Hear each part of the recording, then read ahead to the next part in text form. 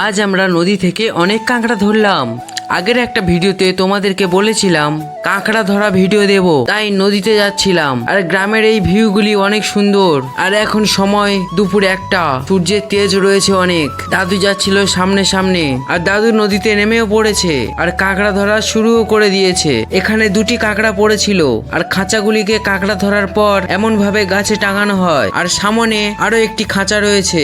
By the way, এখানে যে কলসটি তোমরা দেখা পাচ্ছ, তো তাই প্রচন্ড ভয় করছিল আমার। এখানে কেউ মারা গেলে তাকে মাটির তলাতে দিয়ে কলস উপরে দেওয়া হয়। এটা দেখে আমার তো প্রাণ বেরিয়ে আসছিল, তাই আমি তাড়াহুড়ো করে দাদুর কাছে চলে গেলাম। আর দাদু একটা খাঁচা থেকে কাঁকড়া বের করছিল। নদীতে জল অনেকটা কমে গিয়েছে, দাদু কাঁকড়াগুলিকে নিয়ে যাচ্ছিল, আর আমি তো ভয়ে ভয়ে যাচ্ছিলাম। আর এখানে একটা বড় কাঁকড়া পড়েছে। এদিকে এই লোকটাকে দেখো, মিন ধরছে। আর এ কি, একটা কাঁকড়াও ভাসছে জলের উপরে। আর তোমাদের কারা কারা কাঁকড়া খেতে ভালোবাসো তা অবশ্যই কমেন্ট করে জানিও। কে কে এই ভিডিওটি লং ভিডিও দেখতে চাও কমেন্ট করে জানাও।